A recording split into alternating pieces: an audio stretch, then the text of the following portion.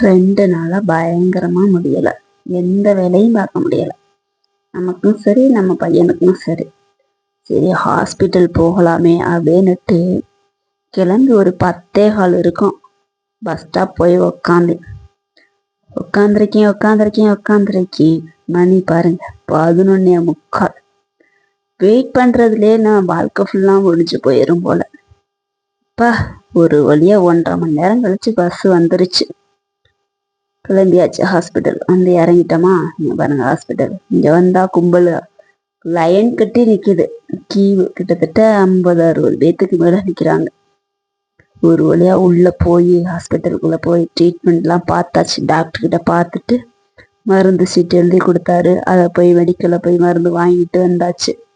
வீட்டுக்கு வந்து குளிச்சுட்டு மருந்த குடிடான்னு சொல்லி எடுத்து கொடுத்தா வாயில வச்சு பார்த்துட்டு இது கசக்குது, இது நல்லாவே இல்லை, இதை கொடுக்காதங்கிறேன். சரி இன்னொன்னு கொடுத்தா இது நல்லா இருக்கு, இதுல இன்னும் கொஞ்சம் ஊத்துறியா அப்படிங்கிறேன். நக்கல் பண்றானா இல்ல நெசமாதான் சொல்றானான்னு தெரியல. ரொம்ப வந்து வீட்டுக்கு வந்துட்டு காமெடி பண்ணிட்டு இருக்கிறேன். சரி குடிடா அப்படின்னு சொல்லி கொடுத்து ஒன்னொன்னா ஆளை குடிக்க வச்சுட்டு தூங்க வச்சாச்சு.